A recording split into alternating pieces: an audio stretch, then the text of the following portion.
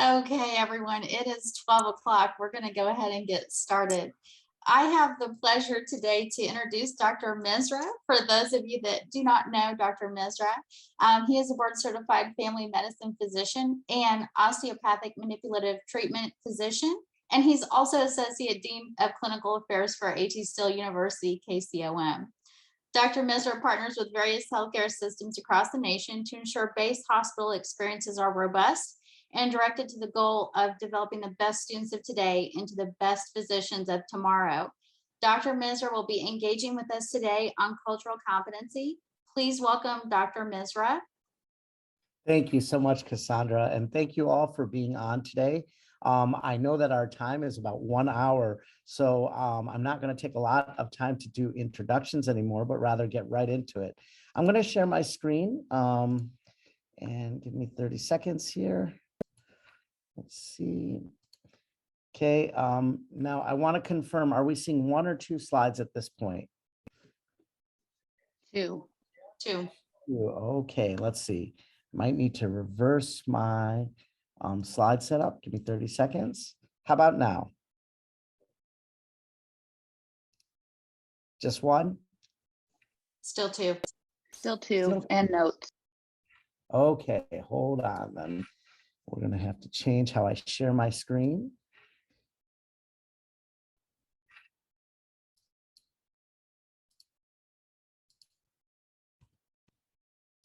Let's see here. Let's try this again.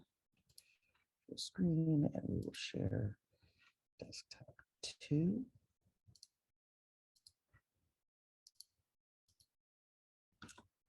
Okay. How about now? Perfect. All right, great. So just so you are aware, I can't see right now the chat window or the video window, so I won't be able to see our attendees. So if there is a question during the presentation, by all means, feel free to kind of call that out and let me know, and we'll kind of go from there. Well, as I said, this is going to be a discussion a little bit about cultural competence in 21st century medicine. And I want to start off with a couple images here. So I'm going to put up these 2 images, and I want to ask if anybody, and you can throw it in the chat, can identify either one of these images or tell me what they are. And if you want, you're welcome to unmute to say it as well.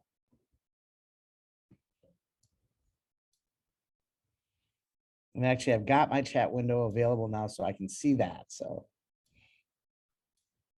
one on the right, that looks like a seahorse with a goiter. It does, doesn't it?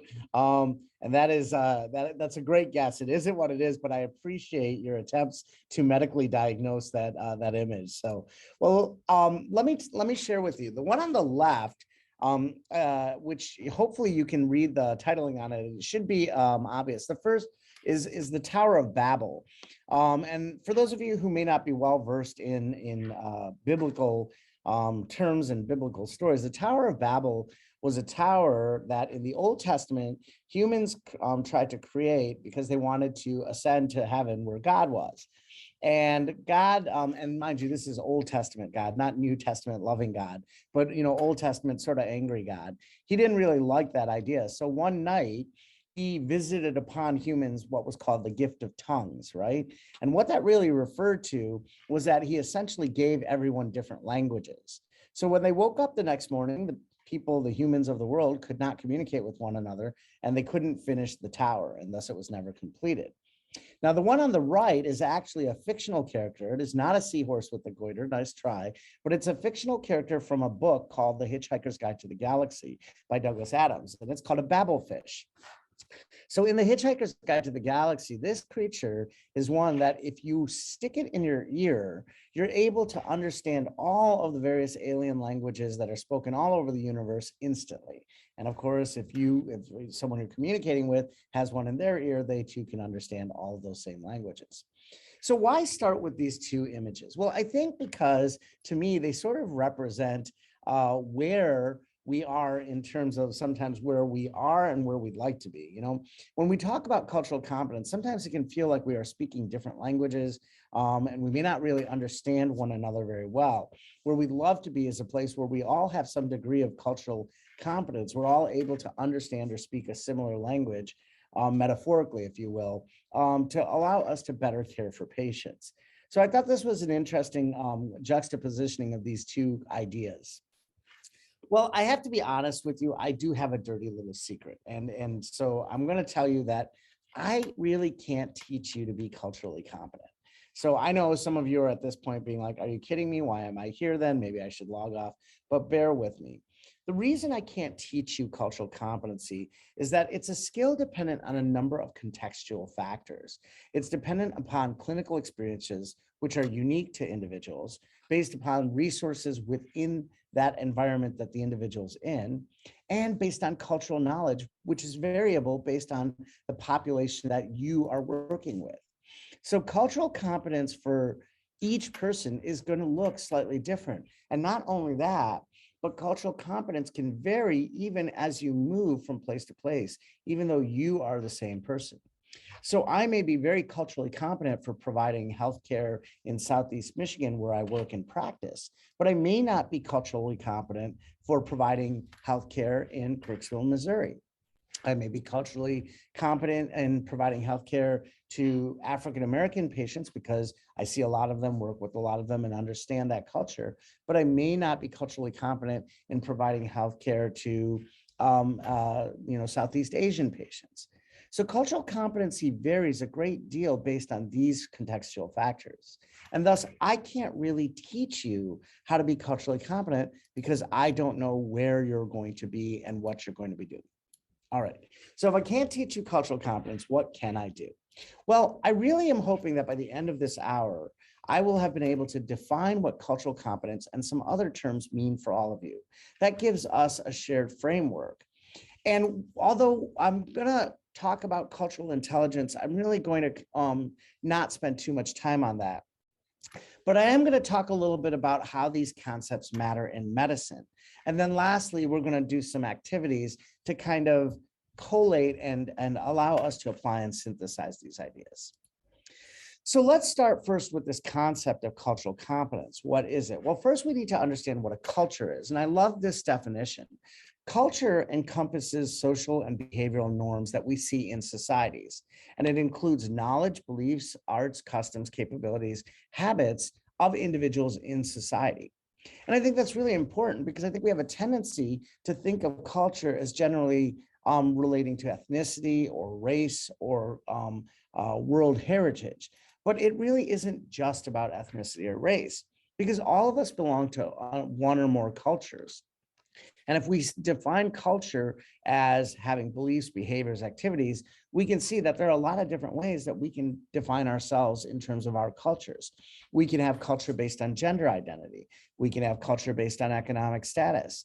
We can have culture based on ability or disability, and we can even have culture based on interests and pursuits. So for example, I am a big reader. I love to read literature. So that is one culture that defines me, right? I also live in Southeast Michigan, and that's another culture that might define me, and there might be a society around that culture. So culture is very broad reaching, and I think we have to be careful not to get into the trap of thinking about just ethnicity or just race when we start thinking about culture. Now, there are some other terms that I think it's important for us to understand. One of those is cultural humility. And cultural humility is a lifelong process of self-reflection and self-critique, whereby individuals not only learn about another's culture, but, and I think this is really important, one starts with an examination of their own beliefs and cultural identities. So I think the really important thing about understanding cultural humility, I think a lot of people talk about, well, what does it mean to be culturally humble? It's really about self-reflection on yourself, and then about reflecting on other cultures and how you interact with them. You've heard that saying before, you can't love others if you don't love yourself first. Well, cultural humility is really about first learning yourself and what is your culture and what are your cultures. A lot of times, I think one of the things that falls under cultural humility, or something that develops your cultural humility is understanding implicit bias. And for those of you who've not yet done work on implicit bias, we could talk about that for hours. But implicit bias states or suggests that all of us have biases, right?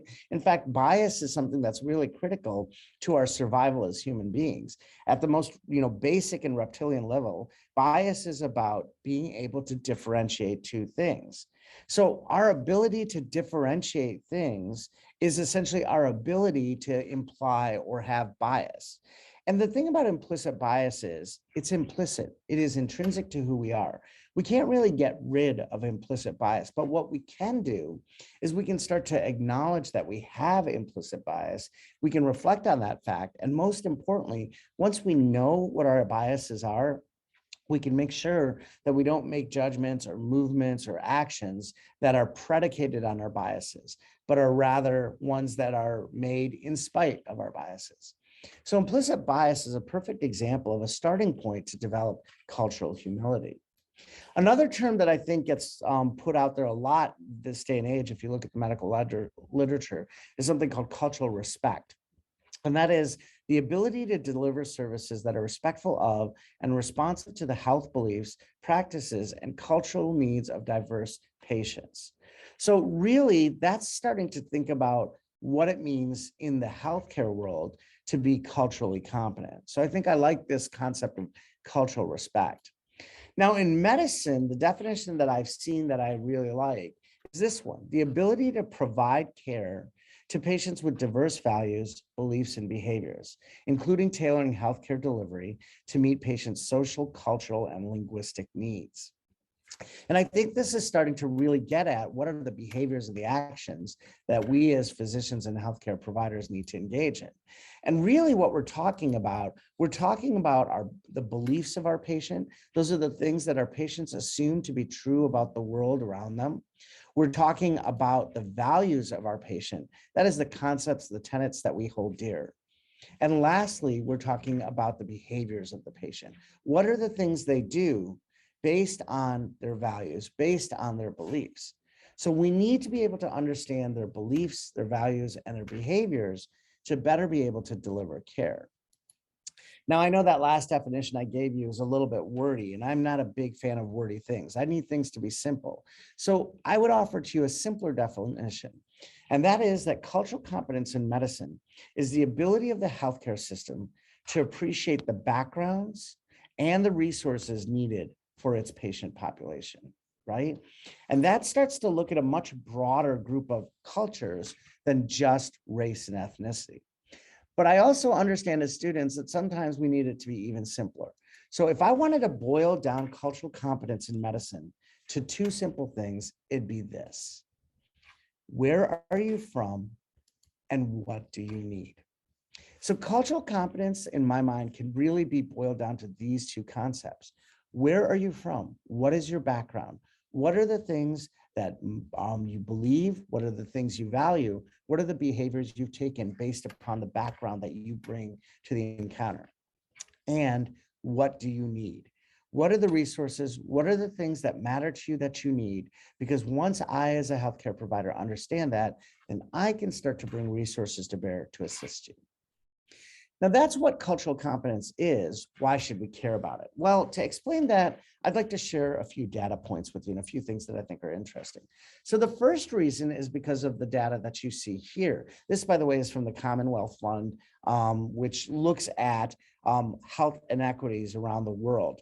And this data shows that African Americans and Latinos are more likely to have chronic conditions compared to white and Asian Americans. So what we know is that racial minorities are disproportionately burdened by chronic illness, right? Another important point to recognize is what's happening to our population. So this shows how our population is going to change from 2000 to 2050. And as we can see, our population is becoming more ethnically and culturally diverse. And that actually means, because if you look at the cultural groups, the ethnic groups that are becoming more prevalent, that there's going to be a higher incidence of chronic disease in our population as we move forward. So we know that we're going to have higher incidence of chronic disease in racial minorities. And we know that they're going to become a more diverse portion of our population, or a bigger portion. And lastly, I want to share this data point.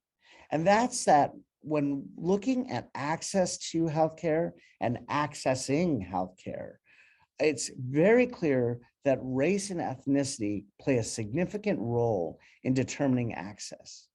So when we look at all three of these things, we can say that minority groups tend to have higher levels of disease. Minority groups are becoming a bigger part of our population.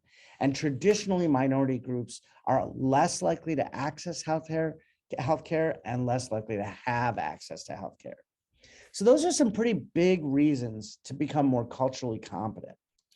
This is a great example from AHRQ, which is a part of the NIH, that looks at healthcare disparities. And I'm not going to spend a lot of time on this table, but you'll have a copy of it. And what this table talks about is looking at different groups and comparing their relative rate of incidence of something. So if we look at the very first one here in the group called Black compared to white, we see hospital admissions for lower extremity amputations per 1,000 population age 18 and over with diabetes, and the relative rate is 2.0. So how do we interpret that? What that's saying is that if you are African American and you are over 18 and you have diabetes, and you look at a population of about 1,000 people, right? The rate of amputation in that African American population will be double the rate of amputation in a similar white population. And mind you, if you look down this table, you'll see that the last one actually looks at socioeconomically depressed versus high income people. And we can see some of the major disparities happen there. So if you're under age 65 with health insurance and you're poor, right, you are, or I should say you are, and you have high income, you are 4.7 times more likely to have health insurance than if you aren't. So it's really important that we start to take a good look at what are those health disparities, because that is how we can actually start to improve things. In fact, if you look at the American Board of Internal Medicine and American College of Physicians Charter on Professionalism, which was developed and put out in 2000, they identified 10 responsibilities that all physicians have to be professional. The 10th responsibility was just distribution of finite resources. So what we're really saying is that it is actually our responsibility to take the resources that we have and have access to and use them to reduce the healthcare disparities that I'm showing you here. Now, if none of those reasons really do it for you, then let me offer you one last reason. I don't know if you know who this guy is. His name is Peter Drucker, and he's considered the founder of modern management. And I will bet that before this image, probably none of you have ever seen this guy before.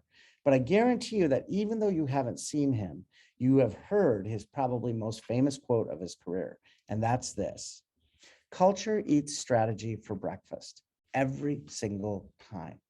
That not only applies in management, business management, but it applies in healthcare too, in a slightly different way. What we're really saying is that a patient's culture, their values, their beliefs, their behaviors will trump any of our healthcare strategies almost all the time. And they certainly will if we approach implementing those strategies in a non-culturally competent way. So we really have to recognize that we have to understand and respect and utilize culture to our advantage when we're caring for patients, and that we have a professional commitment to do so. So I told you that cultural competency can't be taught, but it can be practiced. And we can identify areas where physicians currently fall into traps, and then utilize simple models to help guide interactions with patients. I love this article that came out in the Harvard Business Review back in 2017. This was written by Olympia Duhart, and she's the Associate Dean for Faculty and Student Development at the Shepherd Broad College of Law. And what she did is she identified 3 things that hospital systems who are prioritizing cultural competency do. So I want to make you aware of those 3 things. The first thing she said is that if you want to be a culturally competent physician and system, you have to be creative and expansive about language barriers. Now, normally if I'm with a group in person, I would ask for all of you to identify if you speak a language other than English at home. But I can tell you that statistically speaking, 20% of Americans speak a language other than English at home. And as you can imagine, that can be a significant limitation if you are a patient who's non-English speaking or limited English speaking, and you're coming into a doctor who may not necessarily speak your native language. What's even more challenging is sometimes they bring another family member with them who is trying to help them, but whose grasp of the language may only be moderately better. So those are real challenges that we have to think about. How do we reduce language barriers? It's one of the most basic and essential things that we could fix. The other thing is that we have to be very, very clear about the fact that mental health challenges exist and that they often go unrecognized. Because of implicit bias and poor access to mental health care, many minority groups and socioeconomically challenged groups have serious problems and difficulties because they don't have that access. In fact, African Americans, Hispanics, and Asian Americans are about 35% less likely to receive treatment for mental health issues because of those accessibility barriers and because of cultural perceptions that mental health services are not necessary. There are some really chilling examples of how bad mental health can be, or how bad a problem it can be. It's estimated after Hurricane Katrina that about a half of all surviving people suffered from some degree of mental illness, including post-traumatic stress syndrome or disorder. About 3 years ago or 4 years ago, we had the Arab Spring and Syrians were fleeing the country. And the Syrians that were coming into other countries, they were almost universally identified as having disproportionately higher levels of PTSD, no matter which country they came to. Right now, we're watching Russia invade Ukraine, and the Ukrainians are either standing and fighting or fleeing the country, trying to find safe haven. And what we can say is that it is highly likely that those individuals will also suffer significant mental distress because of this. The question is, who's going to care for them? Who's going to recognize those problems? And who's going to put the resources in place to help? We already know how woefully poor and short supplied we are with mental health services in this country. And if we're responsive to those mental health challenges, we are better positioned to help some of our most vulnerable populations. The last thing that Olympia identified is that hospitals and healthcare systems that are doing things right are very mindful of stereotypes. And there's been a lot of studies that have looked at stereotypes and how that affects healthcare. There have been some studies that show that patients withdraw, especially if they feel they're at risk of confirming a negative stereotype. One interesting study was done by Abdu and Fingerhut, and it showed that in a waiting room with unplanned pregnancy and pictures of HIV and AIDS patients that were all African-American women, it led to higher rates of anxiety for African-American patients in that waiting room. So it's really, really interesting that stereotypes might even be missed or might not be seen. And those symptoms may go unreported because their patients are worried about the stereotypes that they may be presenting to the physician or that the physician may have about them. So what can we do about all three of these things? Well, let's start with the language barrier thing. The first thing is that we can identify people at risk. One of the first things you can do as a healthcare provider is better understand the community that you're working in. Who are the patient populations that live there, that come and receive healthcare there? And what languages, if we're talking about from an ethnocentric standpoint, what languages do they speak?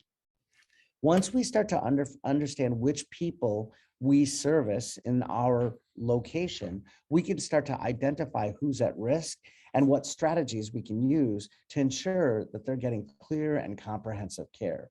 We can do things like use plain language, models, and pictures to convey meaning.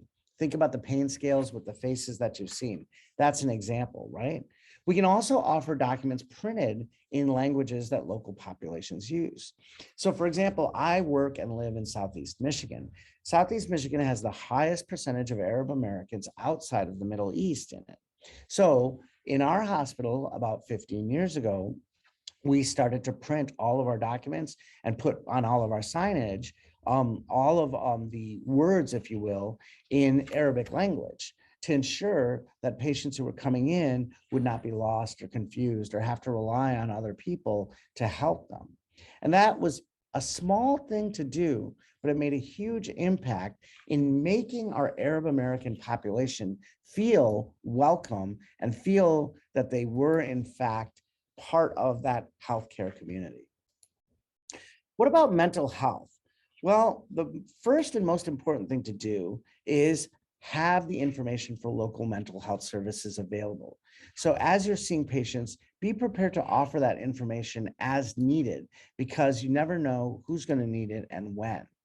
You can also screen patients at risk. And this is such an important thing that CMS now requires that every patient receive a depression screen.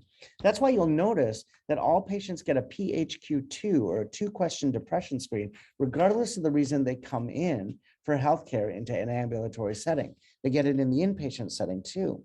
And that's because we are trying to best identify those patients at risk for depression and then start to put resources in place for them.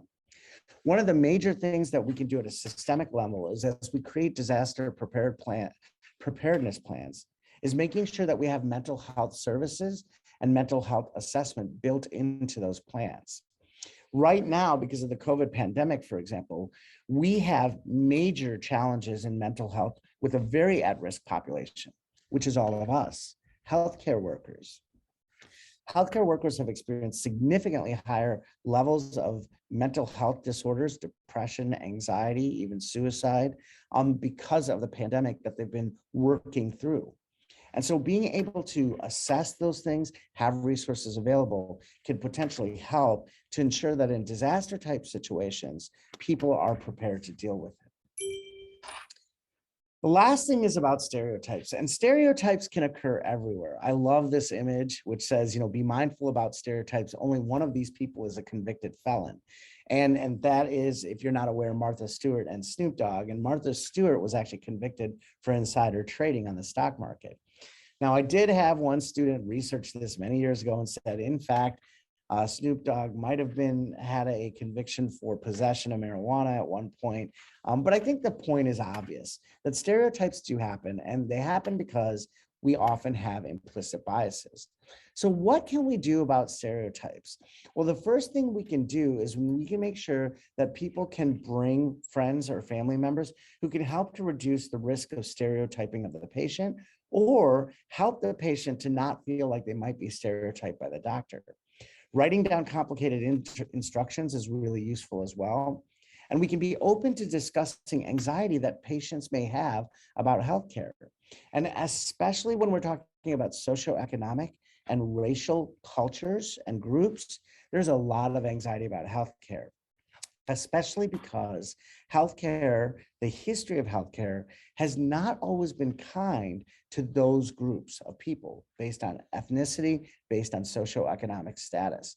We've had to do some pretty deep examinations of the fact that to advance our knowledge of healthcare, we've done some pretty bad things to groups of people. Think about the Tuskegee Airmen, right?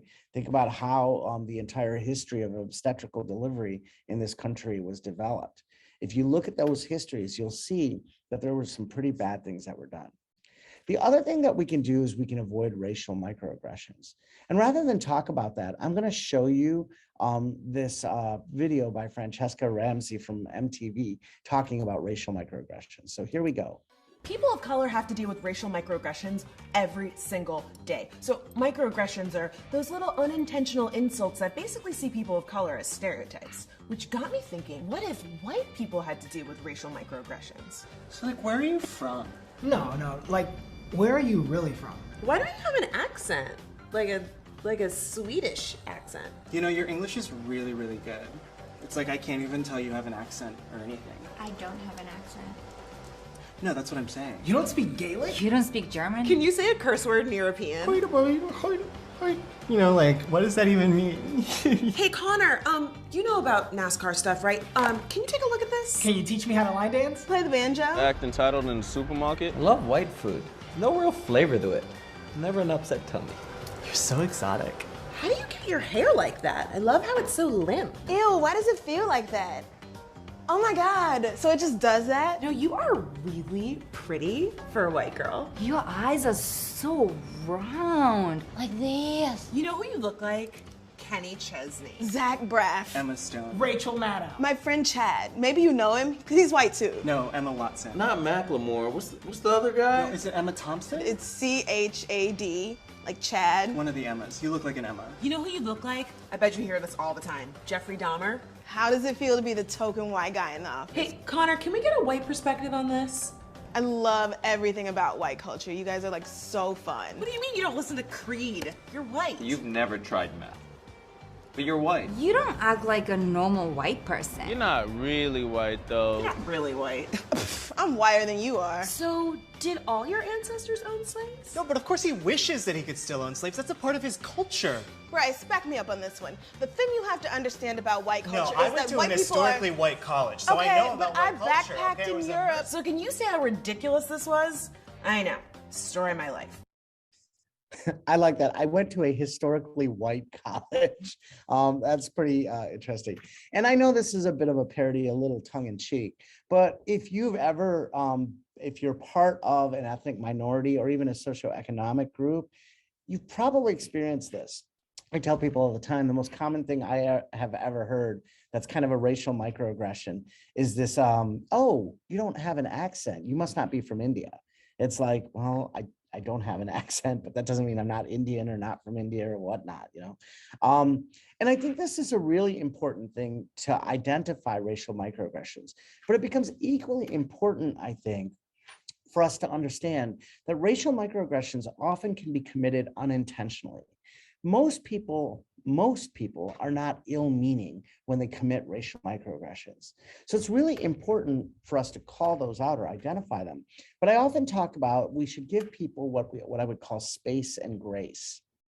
And what I really mean by that is that we sort of call out or identify if something's happening that's a racial microaggression, but we give them a little bit of grace. We explain to them what's going on. We explain that probably it's not something they realize. We explain how it may make others feel or how it might be perceived. And then we give them space to reflect on that. Most people, if they're given grace and space, will really come to appreciate and respect that, oh, you know what, maybe this isn't the best way to do it. But if we attack people for committing racial microaggressions, unintentionally, mind you, then really all we're going to do is we're going to push people further into a corner, becoming more defensive and becoming angrier about it. So it's not a great approach to do that. Instead, think about grace and space and how we can handle those kind of situations. You're always going to do a lot better with that. The same is true of dealing with your patients, right? You need to give your patients grace and space on those kind of things. So I wanted to talk a little bit about racial microaggressions because I think that's a really important concept to understand. Well, the next thing we're going to do for the next 15 minutes, we're going to actually do a little bit of practice, and we're going to do some activities. It's been about 30 minutes, so I think I need to wake up your face, as I often tell my daughters, wake up your face, right? So here's what we're going to do for the next 15 minutes. We're going to put all of you into breakout rooms. And each group is going to have an activity that addresses some type of cultural competence. There are 4 different activities, and so depending on the room you go into, 1, 2, 3, or 4, or 1, 1, 2, 2, 3, 3, or 4, because I believe we have 8 breakout rooms. You guys are going to do activity 1, 2, 3, or 4.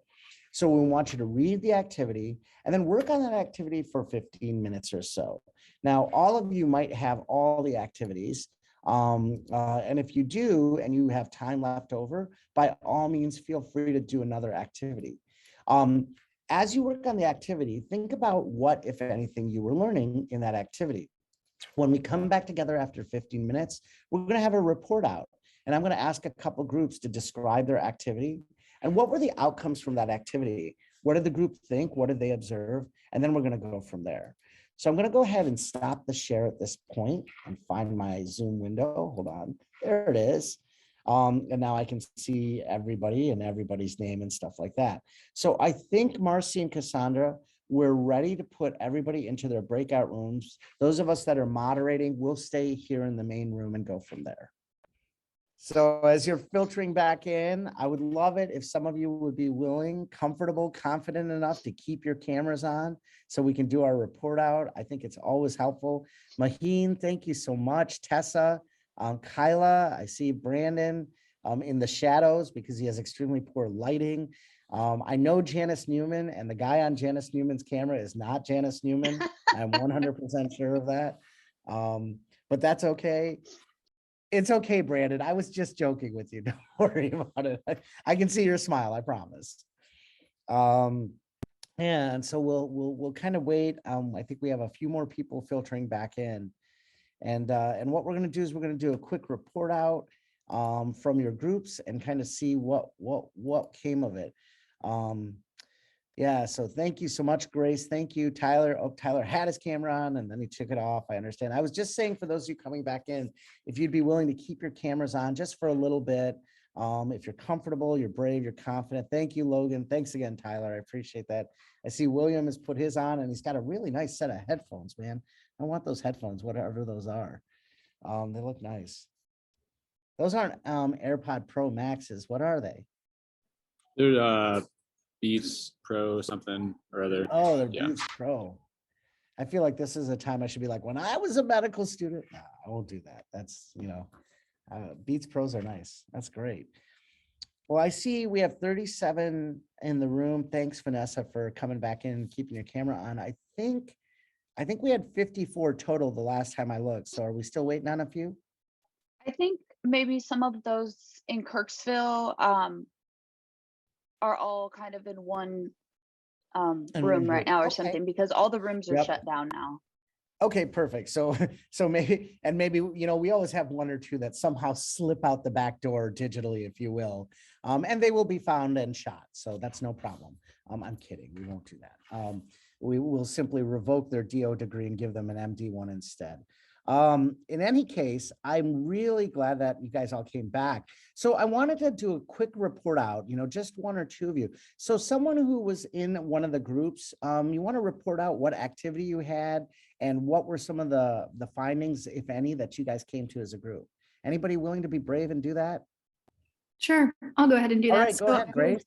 I was in a group with Logan, Nick, and Tyler, and we had activity 2, where somebody was assigned to write a list of foods, and then they had to private message it to another group member, and they had to kind of act out what they were asking for without using words or shapes or drawings or anything. And so we had some fun guessing, but it was frustrating, and to not be able to use our words or communicate.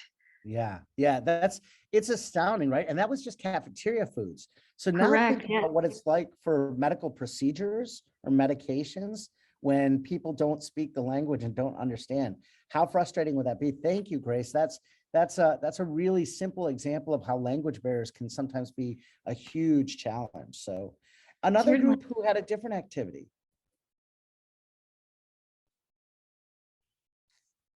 Come on, somebody be as brave as Grace. She was awesome. I can talk about ours. This is Tessa. That sounds great, Tessa. Go ahead. So we did cultural competency activity number 1, my family, and we talked about family values. A lot of us had very similar upbringings, surprisingly. So the main ones that we focused on were like dinner time and how your family talked about emotions and decision making and the common cold. And it's kind of surprising talking about how we were growing up versus how some of us today, who have kids now, are how that's shifted from. Yeah, that's a really important point. I think that goes back to that concept of how does medicine fit into our cultural background per se? In my culture, for example, I'm Indian, if that wasn't obvious, but traditionally Southeast Asians and Indians don't drink cold drinks, for example. We only drink warm drinks, right?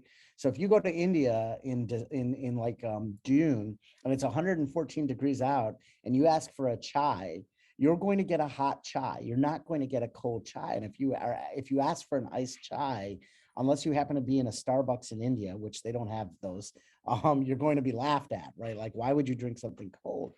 So those are the kind of things when you think about the different aspects of people's day-to-day lives, they can really have significant differences in how we were raised versus how we're trained as physicians. One of the other examples of cultural competency I often talk about is that I'm a family physician, and I was pretty good at providing medical advice and caring for kids, but I became a lot better when I had a kid myself. And that's because all of a sudden I became part of that culture, that group of people, and had those experiences. And I could be more empathetic and sympathetic. And many of the things that I was giving as advice, which while technically right, I started to realize as a parent, those are really hard things. Try getting your kid to take a medication 4 times a day. And if you're successful at that, then you are much better than me. I became a lot more cognizant of not prescribing antibiotics that had QID dosing to kids and parents, because I was like, man, this is horrible. Like my kid wouldn't take it. Why am I thinking that my, this other kid will, and stuff like that. Well, thank you for sharing, and we have just a few more minutes. I'd love to hear from more groups, but I hope that you found these activities interesting. They're meant to kind of get you thinking about some of this. One of the concepts that we were talking about while you were all in your breakout groups, many of you are familiar with this idea of the golden rule, right? Do unto others as you would have them do unto you. But in the last few years, I've really been promoting something that I read about in, again, Harvard Business Review, called the Platinum Rule. I don't know if any of you have heard of the Platinum Rule, but you can look it up. I've even written a blog post on it for the ACOP. Anybody know what the Platinum Rule is? Want to say it or put it in the chat? No? Okay. So the Platinum Rule is treat others how they wish to be treated. So the thing about the Golden Rule is that it really says treat others how you wish to be treated, right? But we really need to go to a place where we are treating others how they wish to be treated. And that means with our patients that we consider their values, their beliefs, their behaviors when we come up with plans of action from a medical standpoint. And sometimes our plans may be incompatible with their values, behaviors, and beliefs. And we know what happens when that occurs, right? What did we say before? Culture eats strategy for breakfast, right? So culture will eat your strategy for breakfast every time, right? But if we're cognizant of those things and we consider those things as we develop our plans, we can create compromised plans that patients can and will follow. And I think that's a really important idea. Well, I only have a couple more slides. I'm going to share those out real quick. Let's see if I can get this working properly. There we go. Okay. Oh, hi. Here we go. Day, huh? Yeah, finally, right? Where are you from? Your English is perfect. San Diego. We speak English there. Oh, no. Where are you from?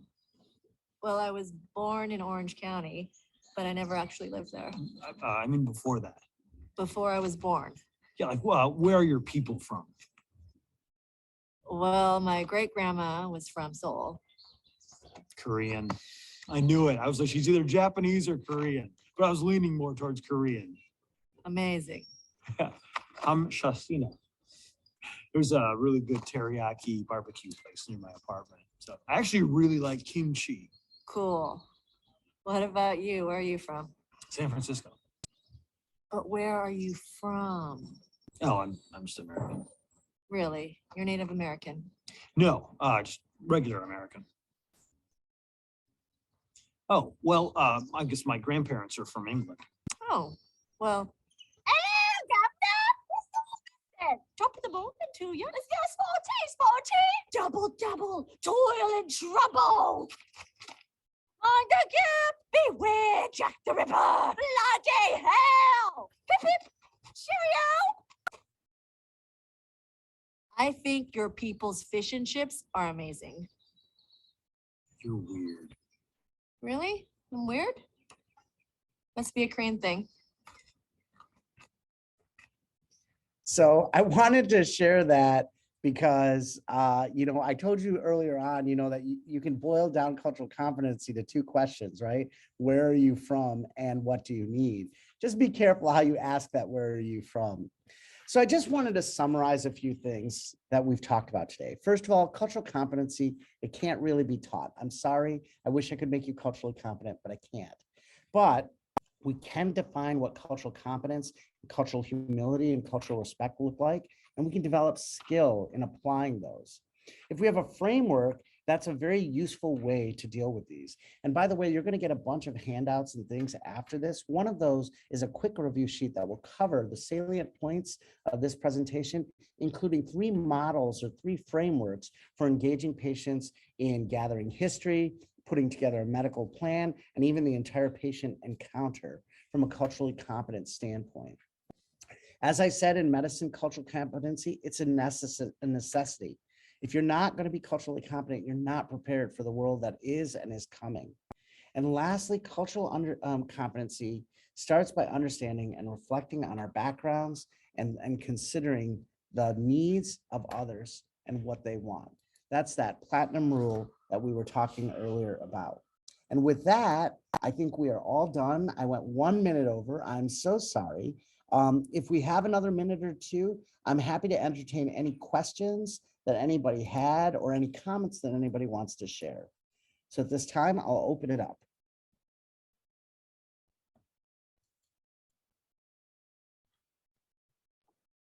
Dr. Misra, I just wanted to thank you so much for your time today. I don't see any questions right now. A lot of thank yous, but really appreciate today. Well, thank you so much. I appreciate all the kind words in the chat. And of course, if you have any constructive feedback for me, by all means, please share it with Cassandra or Marcy. I'm always looking for ways to improve the way I present, how I speak with all of you guys. I hope you found this useful and maybe a little entertaining, and I hope it was a good use of an hour of your time. Have a wonderful day. Have a great weekend. Stay safe, stay warm. I'll talk to you guys later. Thank you very much. Thank you. Thank you. Bye-bye.